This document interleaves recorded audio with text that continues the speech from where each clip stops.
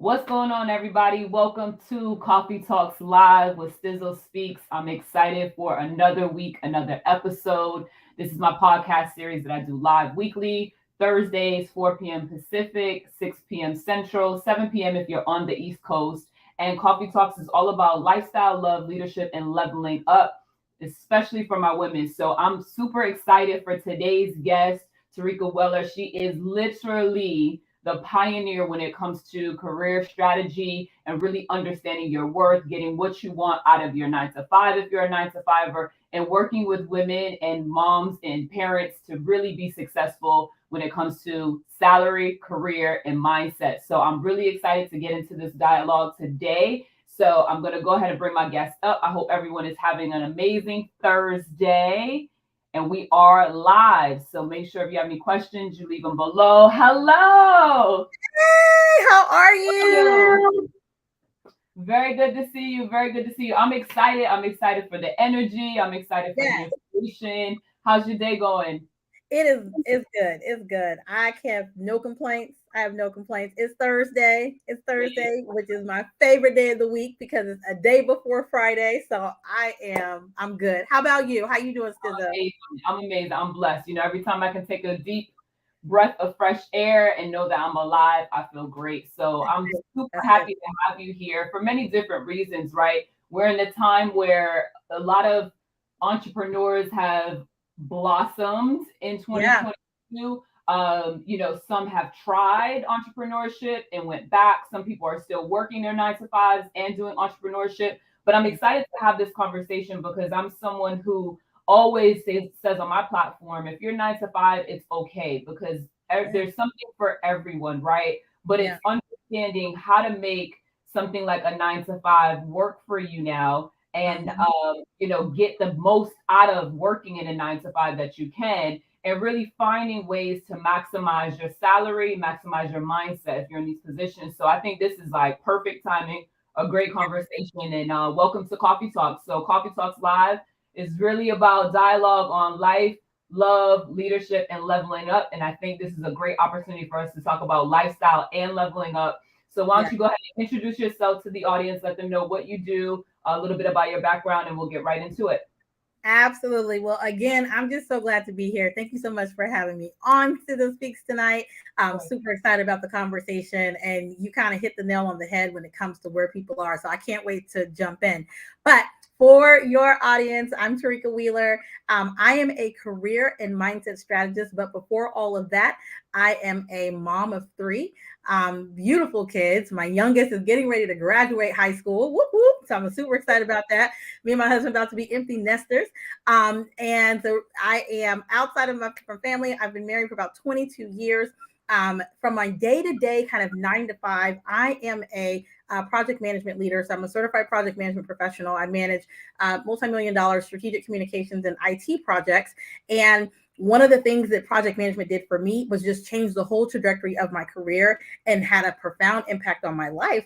And it also had a profound impact on my earning ability, right? And my ability to continue to leverage and gain, tons of experience, but also increase my salary. So I have about 17 years of experience overall in that space. I started my company about a year ago, T Wheeler Strategic Solutions, and the whole purpose for that was to take my experience, my expertise, and background in career development and professional development because I was living it and completely transformed the way that I approached being, a professional. And I wanted to help women that look like me, working parents, really help them take things to the next level and let them know that they can win. They can win at home and they can win in the workplace. If you are in your 9 to 5, or perhaps you're transitioning into entrepreneurship, or you choose to have multiple streams of income and you want to do both, which is what I'm doing right now. There's a way to do that, but still have the harmony that you're looking for in your life. So you're not overwhelmed, you're not burnt out, but you're still getting this time with your family and you are getting the coin. So I am so excited about having this conversation because so many times, women especially, we think we can't have it all. We think Mhm. we can't, be an amazing mom or an amazing wife or amazing partner and also, level up and like boss up at work or even have a business. We start feeling like we have to choose and we can't dream anymore. And that's just not what it's about. And I can't wait to dig into that conversation today. I love that because it's all about higher elevation. That was like my key, or those are my key words, I should say, for 2022. When I kicked off January and I did a vision board party, it was like higher elevation for women. That's the focus. And Yes. we, there's something really special about women, right? And that something is we have the ability to really manage and do so much and handle so much. I mean, from a pain tolerance standpoint, all the way to juggling multiple different things that our Right. male counterparts don't have as much. There are some, don't get me wrong, but we are literally magical, Yes. magical creatures. Yes. And like, we birth, life into this world, and we also have the ability to do so much. So I'm glad that you said that because it's important for women to understand. And that goes back to mindset. Step one is understand that your mind is Mm-hmm. literally something that has to be shaken up and Yeah. rewired for most before you can even get to the point of success, before you can even get to the point of understanding that you can do more and you are able to multitask and have, well, I don't like the word multitask, but you get what I'm saying, be able Yeah. to do multiple things on many different layers and do them successfully. So I want to Right. go to project management a little bit because I feel like, and this is an assumption, but I feel like your ability to manage multiple facets of your life comes from that experience being a project manager. So if you could talk to us a little bit about project management and what you do from that aspect and how those skills translate to what you do in your business now. Absolutely. So first of all, I believe every mom is a project manager. You don't have to have the little PMP letters that I have after my name. Every mom is a project manager because to your point, we are able to manage. So I don't like multitask either, but we manage multiple things at multiple times and we manage it well, especially with a mom, whether we have one child, two kids, three kids, it doesn't matter. We have so many moving parts that are happening that you are essentially taking what project managers do every single day and you're doing it naturally. You're managing schedules, you're managing budget, you're managing resources, right? As a project manager, that is a huge piece of the work that I'm doing, right? I am looking over and giving oversight to an entire project. I'm looking at staffing, I'm looking at timelines and schedules, I'm looking at budget and cost, right? Having to manage and control all of those.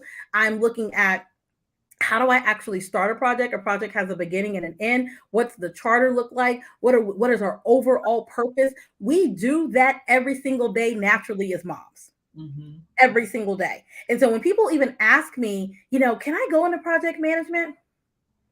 Yeah, absolutely you can, especially those who are moms or caregivers of any type because you're already managing multiple things. I would say one of the biggest things for me that I was able to take from my experience and expertise in project management and pull over into my business is two things. One, I'm able to take the types of, tools like digital tools and platforms that I use in my day-to-day project management and I'm able to use those to manage my business, right? So taking digital tools like Asana and Dropbox and gosh, what are some of the others? Like this Dasablo that some people use, Trello, using those types of tools in my business has been incredibly helpful because it's just like managing the task of a project. That project now is T Wheeler Strategic Solutions. I also use project management with my clients. So for me, and especially my clients that are working parents, you have to learn how to schedule. I tell people before you buy a planner, Mm-hmm. before you start getting all these apps on your phone and trying to do all of these things on your computer and getting all of these different platforms, you have to learn the differentiation between planning and scheduling. When we plan That's Stizzo, good. we get a piece of paper, we start taking notes, right? We Yep. make a to-do list of the things that we have to get done, right? So we're planning. I'm Right. planning for my week. But planning for your week or planning for the month is half the battle because guess what? When is all that stuff going to get done? So you have to shift from planning Exactly. to scheduling, right? I'm loving the dry erase board. You are a queen after my heart because I love Listen, low key, okay, so low key, as you're talking, I'm literally reading the shit on my board, and I'm like, okay, no one needs to know that I have the Tesla green plan, and then I'm like moving. You see me moving around because again, we're live. This is Oh my short. gosh, This is I'm like, how am I gonna make work because some things people don't have to know. I gotta get my office in order right now. Oh my gosh. I am sitting here like, first I was like, oh my gosh, yes. Like the things I'm talking about, she got the color coordination going on. You got all the things happening. I love a good dry erase board. But I literally, the scheduling is key because let's say we got 20 things on the list to get done, right? That could be overwhelming. That could feel like a lot of weight on your shoulders. But not when you sit down and you say, okay, here are the 20 things that I'm planning to do. Now let me schedule them over the course of my week. So, what things am I getting done on Monday and at what time? So that you can assess how much time, energy, and resources that you have to use to get these things done. But if you don't manage that, over time and really schedule those things, you're just going to get overwhelmed. I could have a to-do list that's 3 pages long, right? You just keep writing and keep writing and keep writing and keep writing. And then it's just like, oh my gosh, how am I going to do all of this? But take the planning one more step. And that's one of the things that I teach my clients from a project management perspective. We have to manage your schedule. No, you don't need a VA. No, stop. You don't even know you need to get a VA yet. You need to manage your schedule and understand your capacity to do the things on your plate. Kids, they got a color. Me, I have a color. Work, that has a color. Like everything is in one master calendar in one place. So I can see my picture of my life, right? That's happening this week. I can see that. And I can say, hey guys, on Wednesday, mom is tapped out. I'm gonna need everybody to pitch in and step up and help out because Wednesday is a no-go. Take a look at my schedule, right? So we communicate that. But planning and scheduling is a big thing that I've pulled from project management into my business, both for myself and for my clients. I love that. And that was said flawlessly. My best friend, she actually she has been a master planner since Uh-huh. I've right, and I've known her for many years. And I used to always be envious because she would break out her planner or her calendar on the phone and everything's color coded. And then when she became a mom, it was even crazier, but like it worked. She knew like where the movie needed to be, where the kids are. Like you literally didn't have to ask her a question. So I Right. appreciate because me, I'll go buy 50 different planners because I just like notebooks and planners. And And then it I'm just like, okay, where am I going with this? I'm on to a new one. I didn't even finish the first one that I had. right. Yes, yes. We gotta focus in. Gotta focus in, and you have to understand how to prioritize the different tasks, right? And so when I Right. wrote my workbook last year, within my workbook, I put a section. It's a leadership workbook essentially, but Mhm. in terms of being able to lead yourself or lead your teams, you have to understand the priorities and how to differentiate what is an actual priority versus like what tier they're on, high Yeah. priority, low priority, and everywhere in between. And that's really helpful in identifying when it's okay to just close the books at work and say, I can clock out and go home. Right. With going into career harmony, I want to step into that space because I really, really hear or heard, I should say, because I'm no longer in corporate. But when I used to be out in the field, I would hear the buzzword, I need work life balance. I want work life balance, and work life balance being so important, right? And over time, what I've learned is work life balance comes when you have your ducks in order, right? You Mhm. shouldn't have to ask your employee for more work life balance. If your job isn't providing that, then like take a step back and see if you're working for the right person first and foremost or the right Mhm. company. But work life balance, like what that terminology, what does that actually look like for you in terms of career harmony? That's such a great question because I like the word harmony over balance. Let me tell you why. Mm-hmm. When we try to balance things, it's exactly what it sounds like. You're balancing and you're unsturdy, Yes. right? So you got all these things in the air, all these things. And if you look at like think about going to the circus when we were young, you got the juggler and they're trying to juggle all these things and hope that they don't drop them, right? Because they're trying to balance. I like to encourage us to think differently and say, you know what? Balancing things can get tired. Like you could that is exhausting Mm-hmm. trying to balance.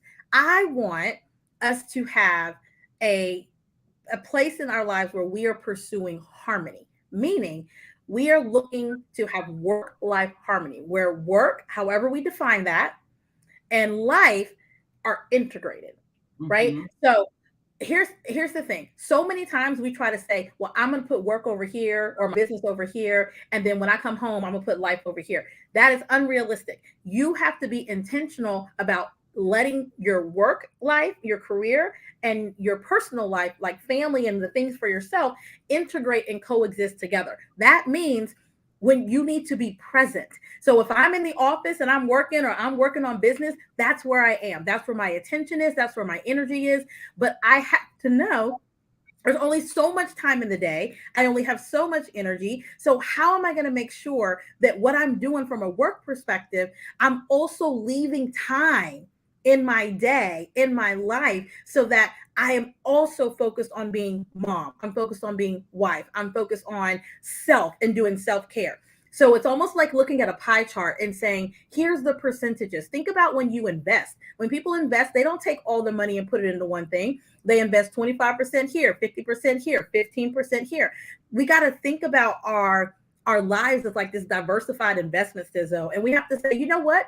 When I am present, I am present, and I'm going to invest there. But I can't give work and life 50-50. That's unrealistic. Sometimes I might have to be 75% this week and then 25% over here. Some days I may have to be 60-40, but that's where harmony comes in. And we lose like that mom guilt where, like, oh, I feel like I'm not present, or, I feel like I'm not, where I need to be with my kiddos because I got this thing going on with work.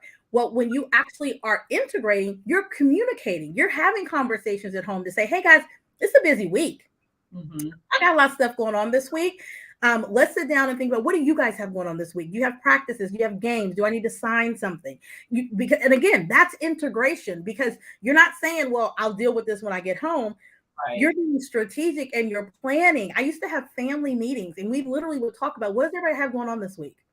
Mm-hmm. What things do you need? What activities do you have? Here's what's going on. Is mom is traveling this week. Okay. So that means I need you guys to do A, B, and C. Dad's taking on all things, or dad's gone this week. Right? Here's the things that need to happen. But harmony comes from a place of communication, planning, and scheduling. Right. Balance comes from just trying to get it done.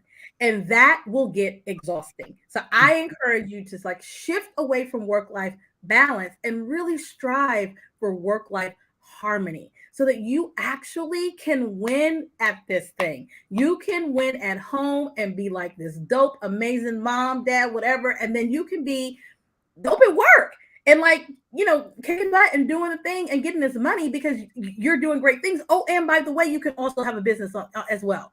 And I don't want to say side hustle on the side, because it's not. Give it the respect that it is. If you're a business owner, you're a business owner. If you're an entrepreneur, you're an entrepreneur. And no side hustle. If you're a business owner, you're a business owner. If you're an entrepreneur, you're an entrepreneur. And give it the respect and the energy and the time that it needs. But know that you can be successful at all three. Right. It's possible. Yeah, I started to use the analogy, which is similar to your phone charging, right? And so when people ask me like, well, how do you balance it? Because I'm a Gemini, I'm all over the place. I want to do 800,000 different things. I'll have an idea when we are off this live, like, okay, I want to do this instead. And so that can get exhausting in my brain. Yeah. And so I would tell people, I would say, you know what, think of your different aspects of your life, like an iPhone that needs to be charged at a certain point. So if you're in 30% battery for your work and you're 90% for your personal life, then you are able to give a little bit more charge in your business. Your personal life is good. You contact you're good there. You've been out for the week, you had your weekly dinner, whatever made you happy, and now plug into the business. Or by business is rolling, you got a couple of things automated, you're in the right space, really good, you're having a good week, but you know that your family or your friends are at a 30%, you're at a 30% with them, then plug into that versus thinking about it like, how do I balance it all? Because, honestly, in this journey, something that I learned, and actually an episode I did 2 weeks ago was really about the power of saying no. And that people have to realize, like, if you really want to be on board and be my friend, you got to be okay with my no's, because what we do on a day-to-day basis between business and our personal life, and the harmony of those two things and whatever else you may have going on, you're going to have to say no to a lot of things. Yeah, absolutely. Of the business, especially depending where you are. Like for entrepreneurs, in your beginning phases, the no's are going to be a lot higher because there's so much that's going to be on your plate. If you're well off, 20 years deep, the marriage is 22 years in, you've got to go formulation and plan. Your no's may not be as many, but you're still going to have to say no at Still some, gonna have it. Yeah, you're right. right? You're right. You're And right. You're right. that's into mindset. So yeah, go ahead and add to that if you No, need to. I was just gonna say you're right. Like I don't know what it is about women in particular. We struggle with no. We struggle with saying no, and we struggle with receiving no. We on both sides. We definitely don't want to tell us no. We don't like that. But it's also difficult for us to say no, and I think it's because we're natural nurturers, and Yep. we like to give of ourselves so much that we forget that there is like a limit. Like you can't pour into others from an empty cup, but so many times we are like borderline empty, still trying to give, instead of saying no. Right. And I had to learn, Stizzo, that no doesn't always sound like no.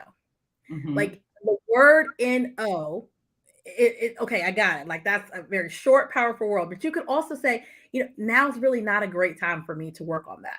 Or this is really not the time that I can, collaborate with others. Can we take a look at a few months from now?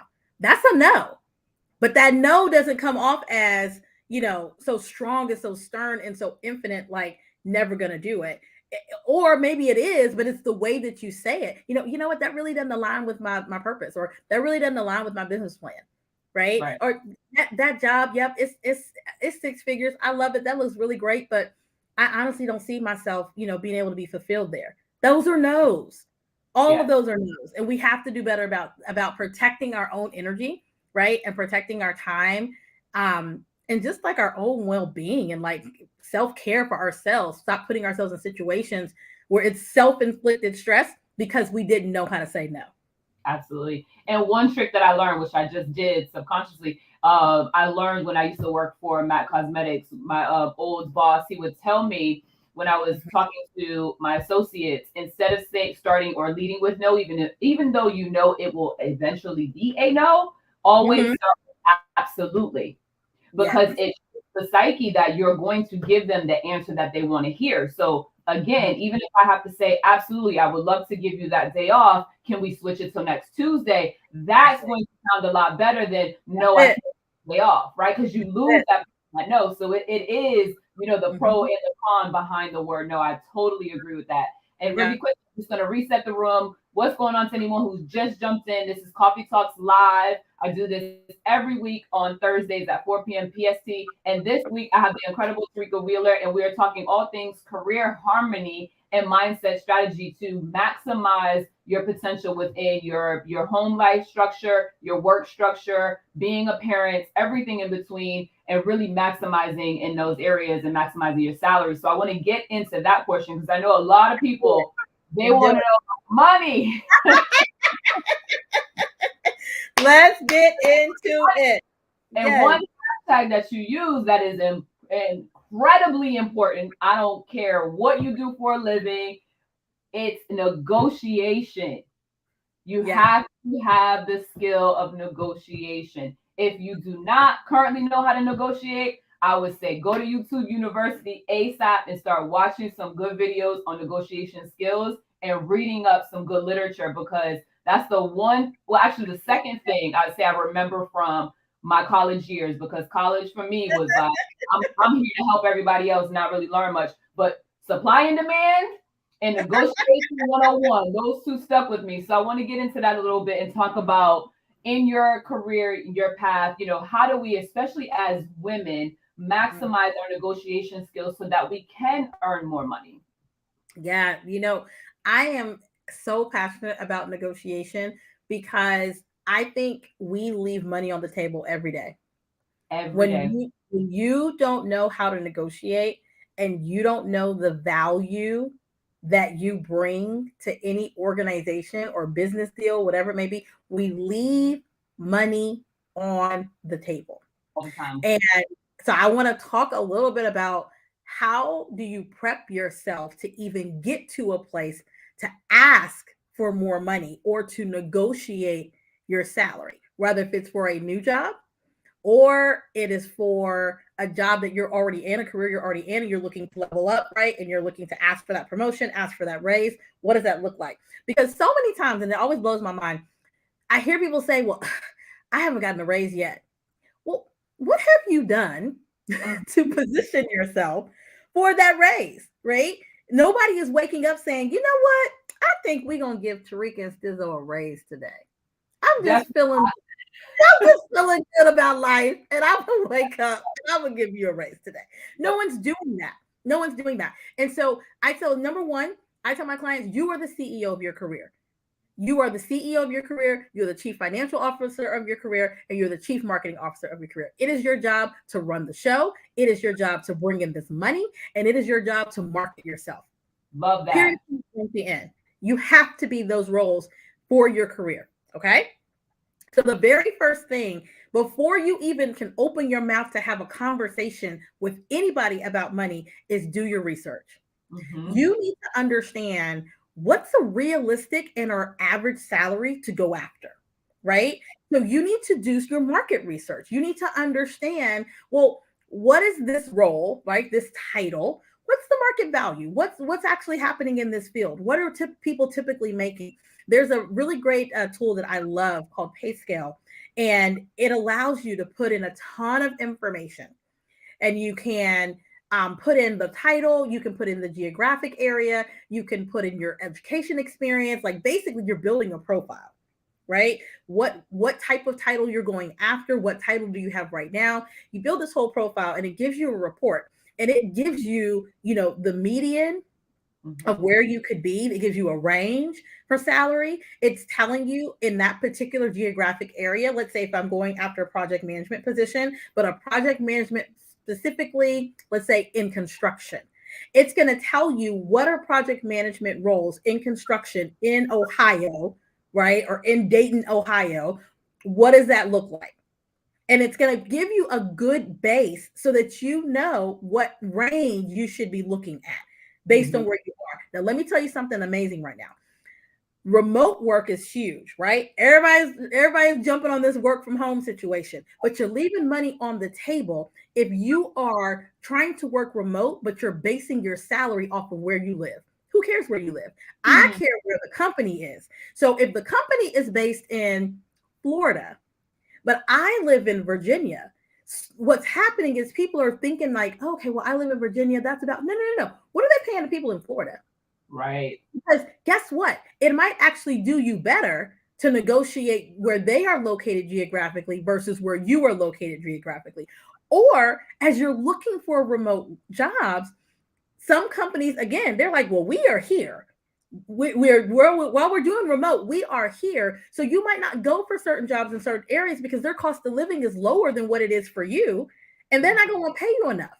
Yeah, So that's key. So you know, you guys pick that up. Pick that up. That is very, very, very, very big, especially now in the temperature of the world that we're in, because remote work is not going away anytime no, soon.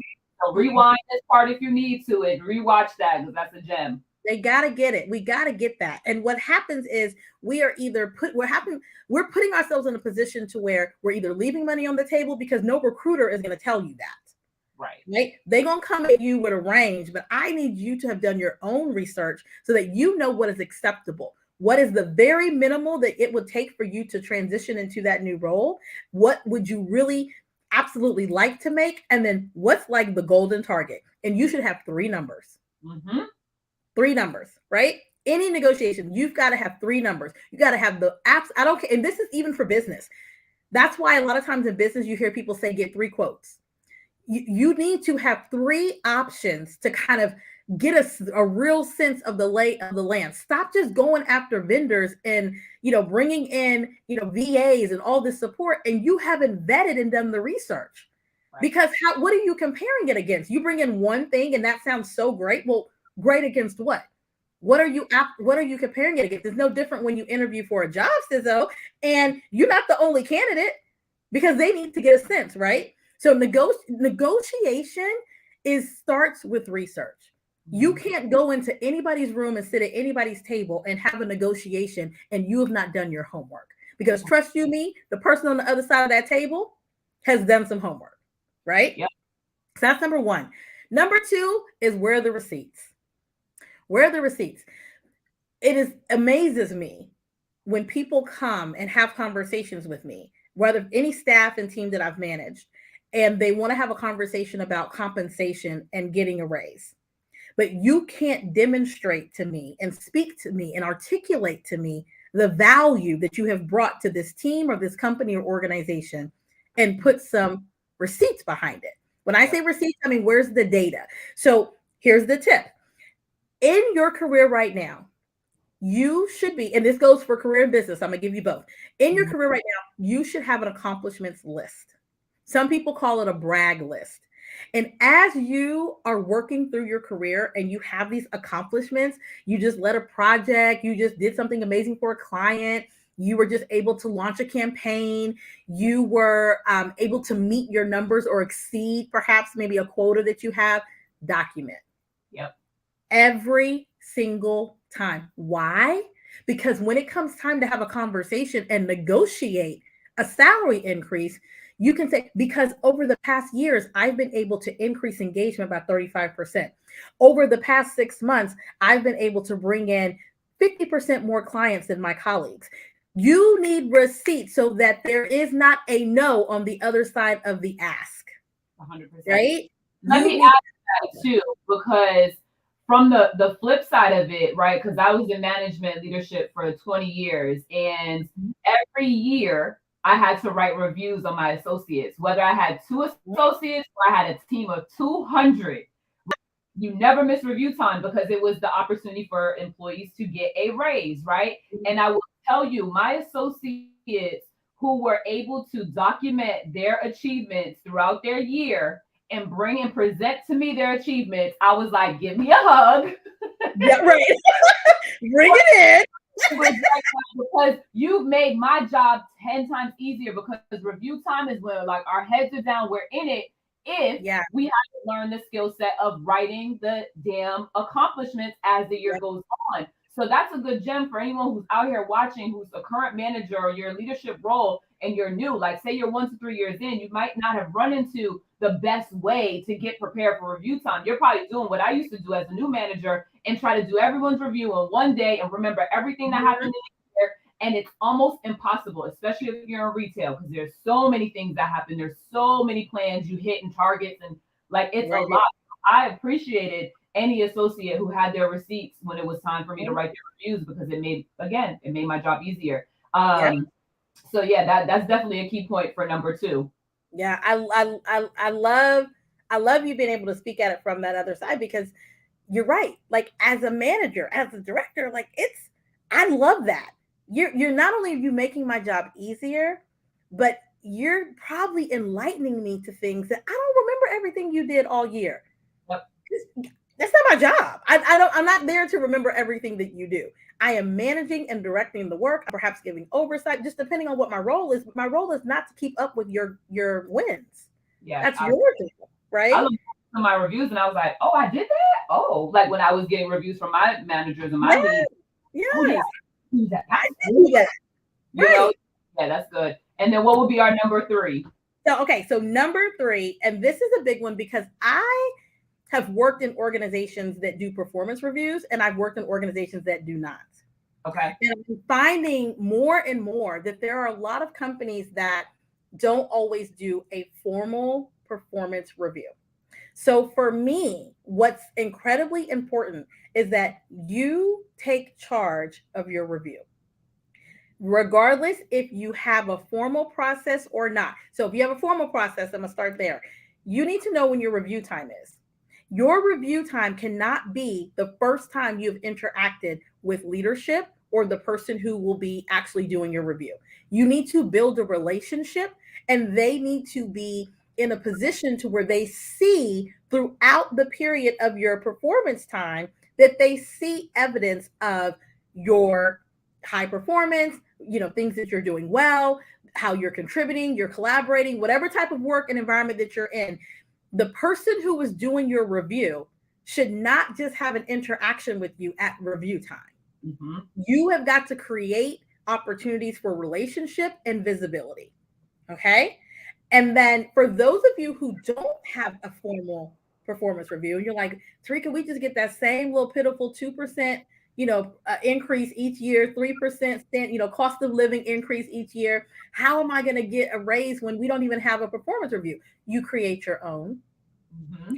You create your own. And the way you create your own is that you identify who is your supervisor, or who is the person who would be in a position to do a review if you had them, and say, you know what, I'd love to get some time on your schedule just so I can get some feedback.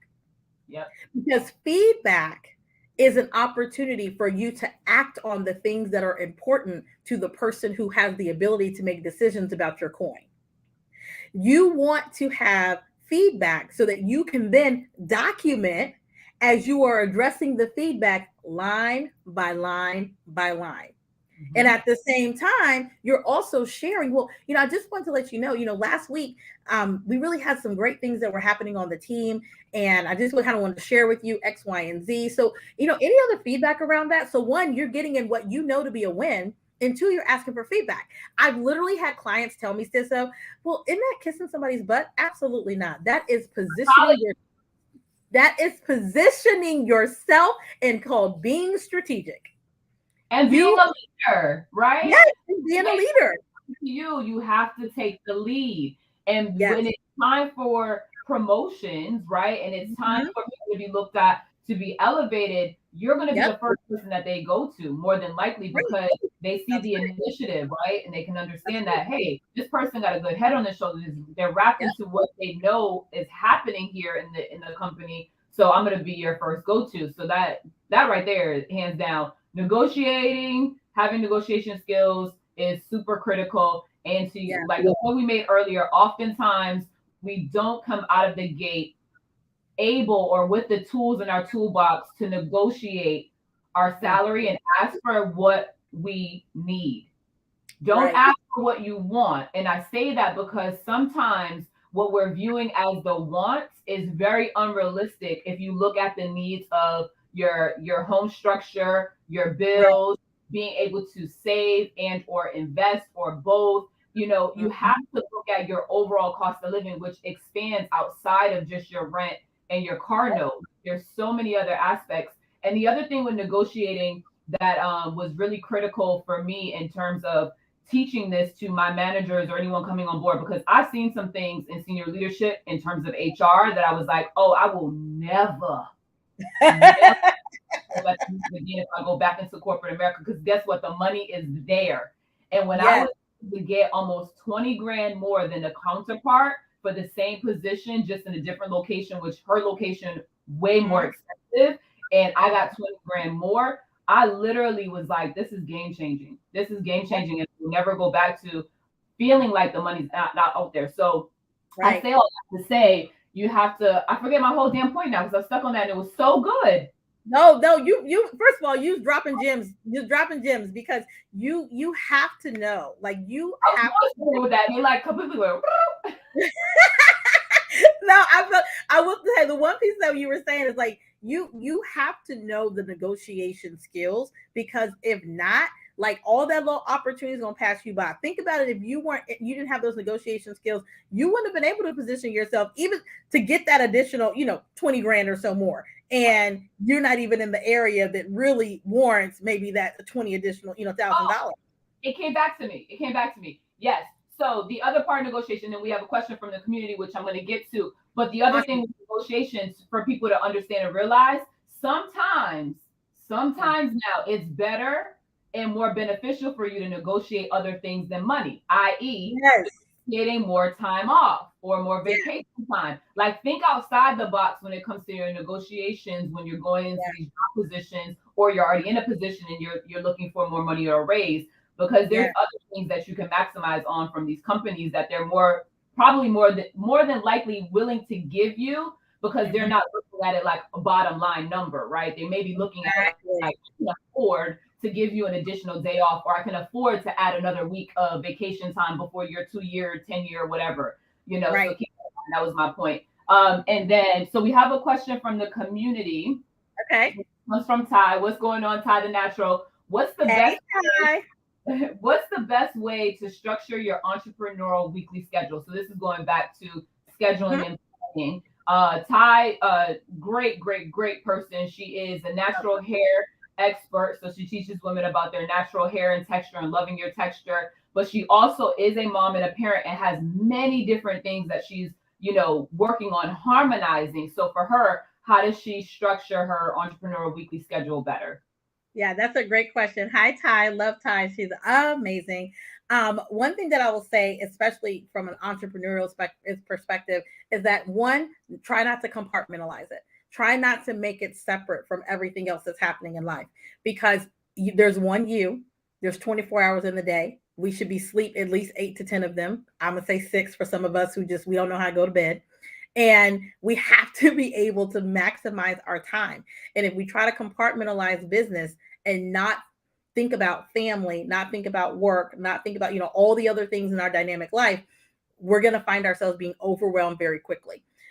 That's the first point. The second point around scheduling in the entrepreneur space is that you need to understand what is your business plan. So many times people are going at their business without a real strategy and plan. And that's why it seems so hectic and chaotic because there's nothing guiding the direction. And I don't mean the idea or the focus or who's your audience and what your messaging is and, your social media content. I'm saying, what is the actual business strategy? What are the things that need to be accomplished in Q1, Q2, Q3, Q4? What resources and capacity do you have, especially for those who are solopreneurs and they don't have support in other team members like a VA or family who's supporting them or other team members? What resources do you have and capacity do you have to actually get those things done? One of the things that I see that happens in entrepreneurship is that people bite off more than what they can actually handle instead of strategically planning their time and their resources for what they can do right now. Execute and get to a place where you are high performing and high delivering in certain spaces that you have the capacity to focus on, because I truly believe what you focus on will expand. And then because you have a plan, then you know that in the next quarter and the next month, I'm going to bring this piece on. But too many times we're trying to do too many things. I'm trying to be on 4 platforms. I'm trying to do this and that and collaborate with this person and do this social media and start a website and start a blog and start a YouTube channel. And there's all these things that are happening because we see, we don't have those blinders on like at the derby horses. We see everything happening around us and we get distracted because we're like, oh yeah, I need to do that. Oh yeah, I need to do that. No, what we need to do is have an actual business strategy. What is the strategic approach and plan to your business? And then allow that to drive how you spend your time. You got to have a strategy before you can get to schedule.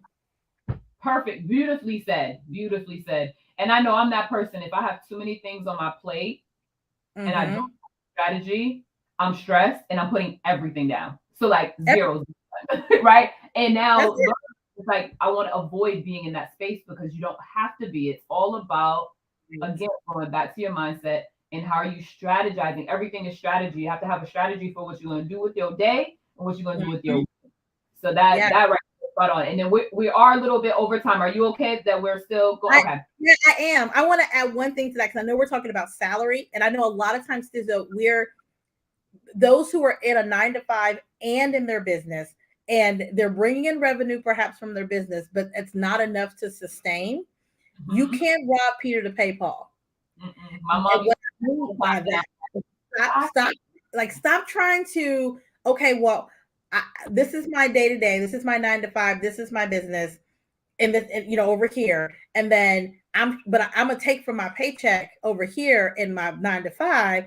And I'm going to use that to kind of grow my business. And what you end up doing is that is not a sustainable model, especially if you are trying to exit from your 9 to 5, or even if you're wanting to stay in both. You're muddying the waters and you're robbing Peter to pay Paul. You need a business strategy, and that business strategy has to have a budget to it. And then you need to understand your business needs to support your business, right? Your business has a service, it has a product, it has something, and you need to be selling, right? You need to be in a position where you are bringing in revenue that can support the acts of your business. If you are constantly taking from the salary that you have in your 9 to 5, then you're not showing yourself the resources that you need to build from a business perspective. You're muddying the waters. That's why I tell people you need a personal account and you need a business account because your money needs to make sense. Stop telling me you're in business and your 9 to 5 is supporting your business. That's not a business. No. It's not. We got to get out of that. You need Pepsi, that you work for Pepsi and your business is working for Pepsi. exactly. It's like, no, let's do this. Let's do this right. Right. And this is where patience comes in. This is where trusting and valuing the process comes in because you need to set up a business structure that you have the capacity to manage and scale. But so much we're focused on managing our business and growing it quicker. And so we just start pouring in money. And as quickly as you pour in money, it's going out. And we're wondering why we can't scale. We're going, I got clients. Well, do you? Do you really? How do you know what money you actually need to sustain the services to provide to your clients if you don't have a budget and a strategy in place? Because pulling from your 9 to 5 to make your ebook is not what you need to be doing. Mm-hmm. You should have revenue that's coming in from your business that you can pour back into your business in order to generate more. You know what I'm saying? And I feel like we miss that mark and we muddy the waters just a little bit too much. I know I didn't pinch somebody with that one. I'm sorry, but I want people to grow. I want you to grow. I want you to approach your business as a true business owner. Let me tell you something. No CEO in these major companies, it's like, oh, let me just take a little bit, $10,000 out of my pocket because the marketing department needs to launch a campaign. Where's that happening? Because I'm taking it from somebody else's pocket and they're using hello, but it's not coming from theirs. You are business credit is business funding, which you need that business bank account. Hello, exactly. So back to in our community, we need to get better with getting the knowledge and the information and investing in ourselves. So to your point, I will just add on there, if you're pulling from your 9 to 5, the money you're pulling from your 9 to 5 should be the money that you're using to invest into your knowledge and your education and your skill set. And then that will generate the money you need for your business. But entrepreneurs have to realize and be okay and be comfortable and be self-aware enough to understand that we are not everyone we see on our social media feed, right? And a lot of those fast money situations either ran out or will run out quickly, right? Because fast money is gas money, slow money is show money, or they're in a position where it's not sustainable. Mm-hmm. Anything is going to run out, right? And so understanding that in entrepreneurship, you don't really see the fruits of your labor until a few years for some, right? Like you have to trust it and continue to water it. I use the example of the bamboo tree, right? The bamboo tree, if no one knows, a bamboo tree, when you plant it, you're not going to see anything the first day. You won't see anything the first month. You're not even going to see anything the first year. You can plant, you can water it on time. You can go out there and talk to it. You can manifest. You can do all the affirmations in the world. You can pray to baby Jesus. Guess what? That bamboo tree is not going to root because it takes 5 years of dedication, loving, watering, all of that for a bamboo tree to sprout. And then when it does, it shoots up like 30 feet within like minutes or whatever it was, right? It's strong. And it's strong, right? Its root is strong enough to withstand this tall bamboo out here in the world now and thriving. So the thing is, you have to understand as an entrepreneur, if you're watching this episode right now, we share the same message, Tareka and I. Have patience in your business, understand your business strategy. And if your strategy right now isn't working, get the resources that you need to figure out what has to happen or what needs to change in your business to make it more profitable and scalable, right? Because we hear that word, I want to scale my business. And a lot of people don't even understand why they're scaling their business, right? Billionaires, millionaires, they scale their business so they can sell. Yeah. Right? Some of us are here, we want to scale our business because it sounds like a cool thing. It sounds like we're winning once we can scale. That's not the case for everyone. So really understand the depth of knowledge and education and working working in your purpose, you become better in your skill set or better in your business or better in your 9 to 5, whatever it may be. Because if you're in a 9 to 5, you can still invest in that skill set that's required, or those skill sets that are required to do great in that position, in that job, so that you can grow and blossom in that field as well. So that was good. This is good. This episode is good. Still though, you said one thing. Oh my gosh, you said this, and I love it because you said y'all gotta catch this, you gotta rewind.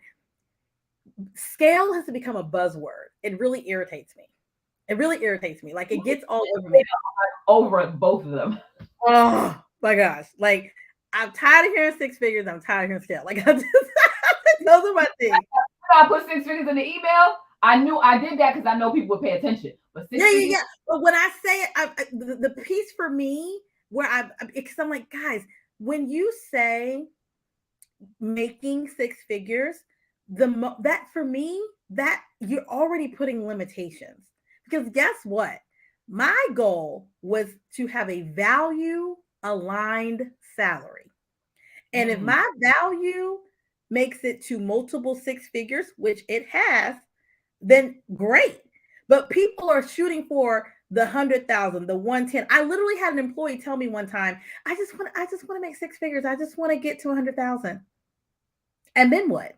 Like, so then we good? Like, I don't like, you're not gonna come back for a negotiation. And I'm like, because to me, I feel like you're not asking for enough. In my mind, I'm looking at what you're demonstrating, which is why it goes back to knowing your value and knowing what value you're demonstrating. But it's just like, I want us to think about what value aligned salary should you be going after, right?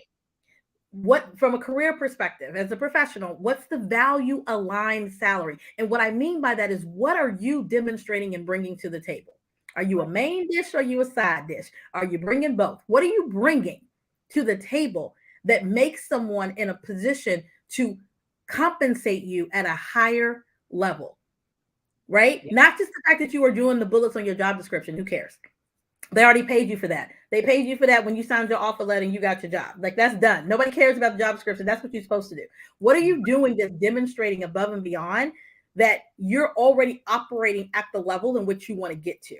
And that's where salary kind of negotiations come in, because you have to have a strong enough case to demonstrate, and that you're demonstrating value to bring it to the table. That was the one thing I wanted to say. And then the other, from the business perspective, the word scale, guys, I want you to understand the difference between grow and scale, because they are two completely different things.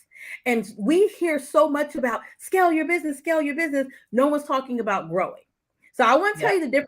Growth, or growing your business, means that you're adding revenue at the same pace you are adding resources. Yes. You're adding, but people didn't catch it. Okay. You're adding revenue at the same pace in which you are adding resources. Meaning, as money is coming in, right, you're adding revenue at the same pace, running parallel, you're adding resources. I bring in additional money. Oh, you know what? Now I can get a VA. I'm bringing in a little bit more money. Oh, you know what? Now we can purchase this equipment. So money's coming in and you're adding resources at the same time. Okay. Will add value to your business.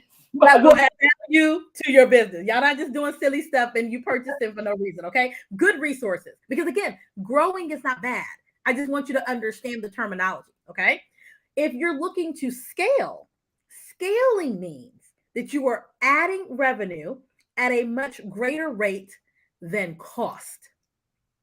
You are adding revenue at a much greater rate than cost. That means I am bringing in this for funds and giggles, 5,000, cost is 500.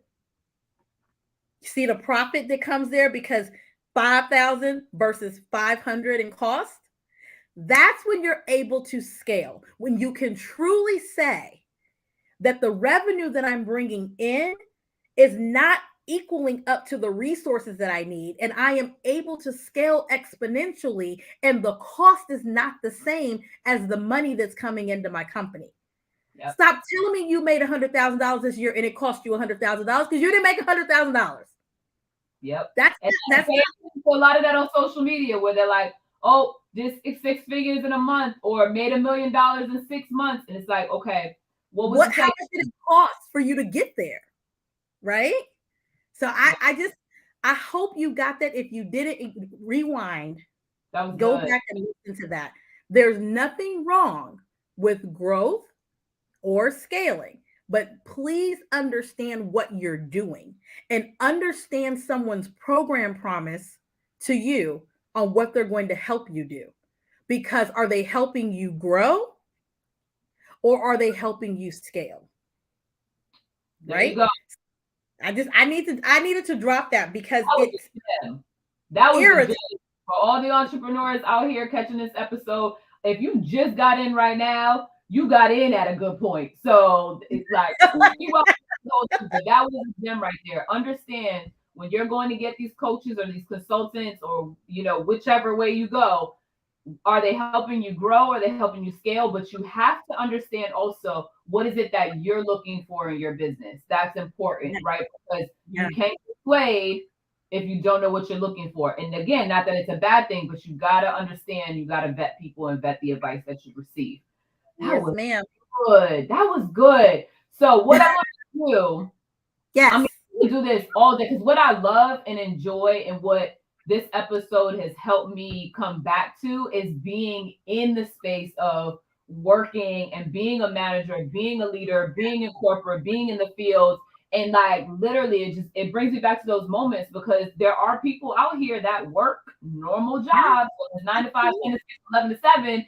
And my passion is people. It's always been people. And so bringing me back to that space, it gets me warm and fuzzy, and I can talk about it until Tuesday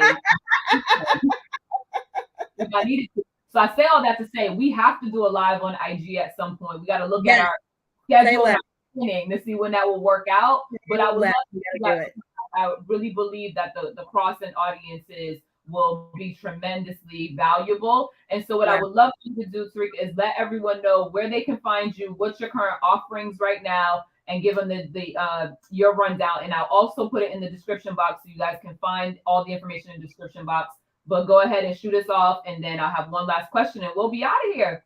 Awesome. Awesome. Awesome. Awesome. Yes. Say less. We have to do a live together. I would love to do it. And speaking of IG live, so if you are on Instagram, you can follow me at professional_DNA. Professional DNA simply stands for your defined natural abilities to succeed and kick butt professionally. And you have everything inside of you to be your best and unique self. So on that handle, I'm talking strategy, mindset, and work-life harmony, and helping you learn how to develop career strategies and increase your salary, all while achieving work-life harmony, because you can win at work and at home. You can do it all. On Facebook, I'm Professional DNA. I actually just launched a brand new community on Facebook. It's a community of ambitious professional women and working parents. And I'd love for you to join that community if you feel like you're in a place to where you want to win at home, you want to win at work, that ambition is not bad. Like knowing what you want and unapologetically going after it, there is nothing wrong with that. But it's how we do it so that we're not overwhelmed, we're not burnt out, and we're able to be present in our family life and our personal lives, and we're able to be present at work. So I'm building this community. I'm on a goal to have 100 members in that community by the end of May. And by the end of this summer, looking to have 500, that we are just having real conversations about life. We're having real conversations about being a professional. What does that look like? How do you stay healthy and fit as an individual? How do you, cook practical meals at home just so that you are not slaving in a kitchen, no matter if you're mom or dad, whatever's happening? How do you make more money and advance in your career, but still you're great and present, within your personal life and taking care of yourself as well as your family? So I'm excited about that community that's growing. My company is T Wheeler Strategic Solutions, and you can find me at twstrategicsolutions.com. And really the big offering that I have right now, I am all about customized solutions. A lot of people don't like that. They teach you, oh, do a group coaching program and do X, Y, and Z. I'm not there yet because I really like the intentionality between providing direct services to individuals, because I believe we all have a unique set of challenges. So for me, I would love for you to book a discovery call and let's talk about it. I work with professionals, high team professionals, both women of color, working parents. I also do work with some small business owners because a lot of times we're both. We're all of those things. We're trying to get our businesses off the ground and develop strategy there, but also trying to operate within our households and develop strategy as professionals. So I'd love for you to book a discovery call. You can do that from my website, or you can do that from clicking um, the bio in my Instagram and schedule a discovery call. I'm really big on VIP days right now, and they're so much fun. I love them. They're really an opportunity for us to take 5 to 6 hours to really sit down and develop a customized day that is for you. We roll out the red carpet. They can be virtual VIP days, they can be in person. We do a photo shoot, we do a reflection dinner, but most importantly, the deliverable that you walk away with is the strategy that's going to guide you over the next 1 to 2 years within your career or within your business so that you can win at home and in your business venture or at work. So that is huge for me. And I'd love to have conversation about anybody who's interested in doing a VIP day. I'm in the DMV area, but so people can come to me, I can come to them, but I also do them virtually, and we still do all the bells and whistles even virtually. So those are all I think those are all the things that are going on. I was trying to get through them really quickly, but I think that's everything. Yeah, and if you guys have any other questions, you can definitely go to professional_DNA on Instagram. Again, it will be in the description box. And just click the link in her bio. You'll have all the detailed information of what Tareka does in her day-to-day life. And I have to say, I enjoy and I appreciate the fact that you are so passionate about what you do. You can tell it reads when you speak, and the confidence behind the knowledge is there. So I encourage anyone who's watching, looking for career harmony or mindset strategy behind your business, please definitely reach out to Tareka. And last but not least, on Coffee Talks Live, I ask all of my guests, what do you do on your coffee break? So what does Tareka do on her coffee break when there's nothing else going on and you're able to just take a moment to yourself? I love it. So I'm a tea drinker. So I even have my mug. I have my little mug right here. So cheers. So what I love to do, honestly, is two. I'm gonna give y'all all the transparency since we're sitting here with Sizzo. Let me just be real. Number two, the first one thing I love to do is I love to just be outside. Like I sometimes will just go stand on my balcony outside and just stare off into nowhere land and have my little cup of tea and just let my mind wander. And it's amazing because I'm so structured all the other hours of the day that to just have that wandering time to just dream and let the imagination go and not think about kids, not think about husband, not think about work, not think about business, and just wander is amazing for me. And it's actually a part of my self-care routine. And I try to do that at least once a day for anywhere between 15 to 20 minutes. Unbothered. Like unbothered. Okay.